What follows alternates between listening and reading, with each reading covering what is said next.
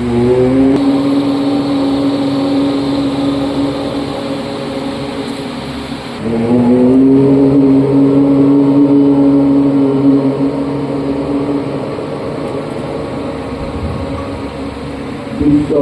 ज्योतिवली पासना जानकं देवभरं यथा पूर्वे तं जनाना उपासते तं লৈ গৈছোঁ। পুনৰ মই উশাহ লৈ সময় স্থিতিলৈ আহিছোঁ। এইদৰে মই 3বাৰ কৰিম। আমাৰ দেৱস্থিতসকলে ওপৰত কৰি আছে, তেওঁলোককো চাই যাব। ভৰি দুটাৰ মাজত 2 ইঞ্চি গেপ থাকিব, মাথো 2 ইঞ্চি গেপ থাকিব, ভৰিকেইটা ওচৰতে থাকিব।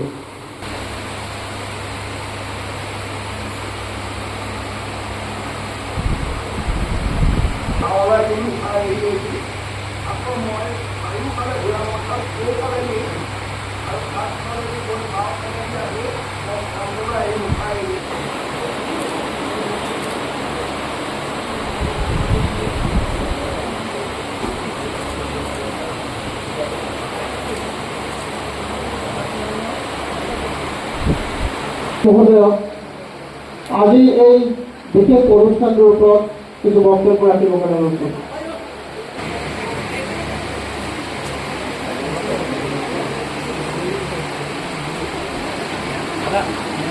এই দিৱস পৃথিৱীৰ বিভিন্ন প্ৰান্তত উদযাপন কৰি আহিছে।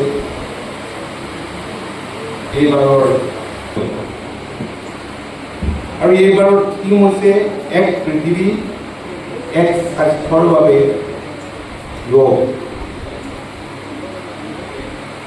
দিনক দিনে এই দিনটো অংশগ্ৰহণকাৰীৰ সংখ্যা পাই গৈছে, সকলো ঠাইতে হৈছে।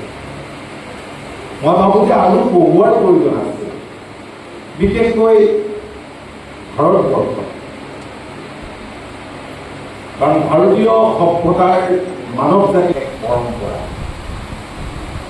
আৰু এইটো এটা দিনতেই উদযাপন কৰিব লাগিব। আজি জিলাখনত আন্তঃৰাষ্ট্ৰীয় যোগ দিৱস 11 জুন। আজি সমগ্ৰ পৃথিৱীয়ে আজি যোগ দিৱস উদযাপন কৰিছে, আৰু এই যোগ দিৱসৰ থিমটো হৈছে এক বিশ্ব আৰু এক স্বাস্থ্যৰ বাবে যোগ। এটা সুন্দৰ থিম।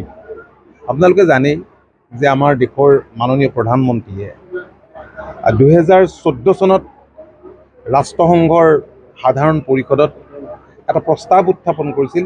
সেইটো আছিল যে যোগ দিৱসটো গোটেই বিশ্বই এইটো এটা উদযাপন কৰিব লাগে, আৰু প্ৰধানমন্ত্ৰী মোদী ডাঙৰীয়াৰ সেই প্ৰস্তাৱৰ প্ৰতি সঁহাৰি জনাই 2015 চনৰ 11 জুনৰ পৰা এতিয়ালৈকে আন্তঃৰাষ্ট্ৰীয় যোগ দিৱস উদযাপিত হৈ আহিছে।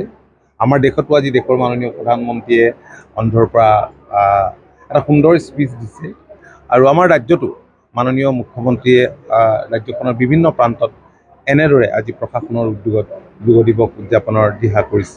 আৰু মই যোৰহাট আহিলোঁ, ভালেই লাগিলে ইয়াত পাৰ্টিচিপেণ্টসকলক একেলগে লগ পাই।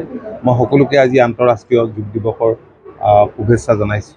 মোৰ এটাই কথা যে কেৱল যোগ দিৱসৰ দিনাই যোগ কৰিব, তাৰপিছত আৰু বহি থাকিব, এনেকুৱা হ'লে আমাৰ সমাজ একো উপকৃত নহ'ব। কাৰণ যোগ হৈছে এক সাধনা, এক শক্তি, এক পৰম্পৰা, এক অভ্যাস।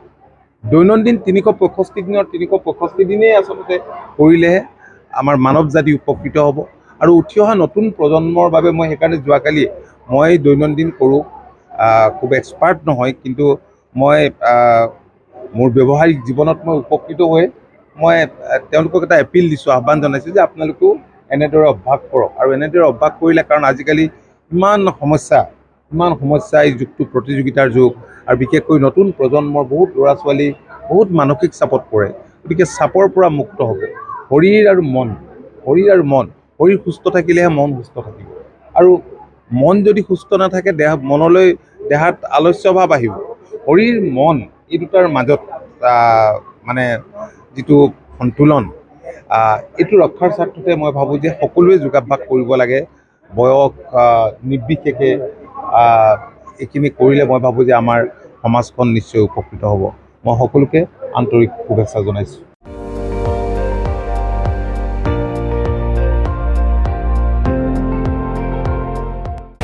আপুনি চাই আছে ND24 সৰ্বশ্ৰেষ্ঠ নহয় সৰ্বোত্তমৰ দৌৰত